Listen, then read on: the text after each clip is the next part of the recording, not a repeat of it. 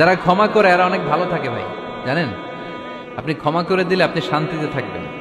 আপনি যদি আপনার ব্যাড এক্সপিরিয়েন্স, তিক্ত অভিজ্ঞতা, কে আপনারে গালি দিছিল, কষ্ট দিছিল, সবসময় এগুলো বয়ে বেড়ান, it will burn your self inside.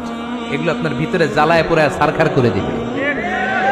আর যদি ভুলে যান, জায়গায় মাফ করে দেন, তাহলে সুদবোধ সব শেষ। আমি আছি শান্তিতে, ঠিক কিনা? আমরা শান্তি চাই কি চাই না? আমরা অতীতের এই কষ্ট বুকে নিয়ে আর চলতে চাই? সমাধান একটাই, ক্ষমা করে দেন।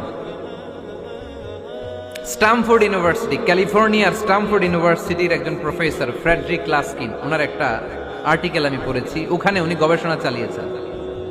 অনেক মানুষের মধ্যে গবেষণা চালিয়ে দেখেছেন যে যারা অন্যরা ক্ষমা করতে পারে না, এদের রোগবালাই বেশি, কষ্ট বেশি। আর যারা সহজে ক্ষমা করে দেয়, এরা সবসময় শান্তিতে থাকে। এটা পরীক্ষিত, এটা ওনার একটা রিসার্চ। এরপর আমেরিকাতে একটা স্টেট আছে ম্যাসাচুসেট।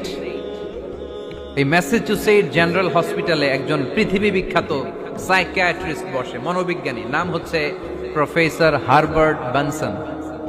এই হারবার্ট বেনসন উনিও ওনার সব রোগীদেরকে দিয়ে একটা ফর্ম পূরণ করায়।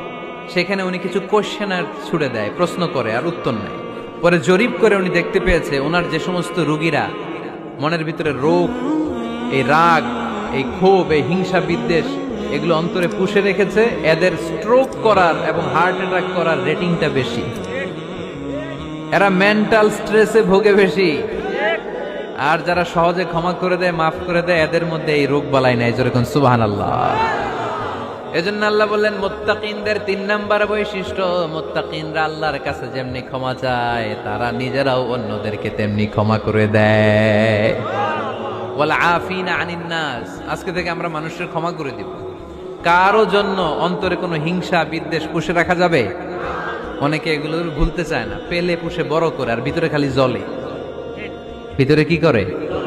এই জ্বালাও পোড়াও আমরা বয়ে বেড়াতে চাই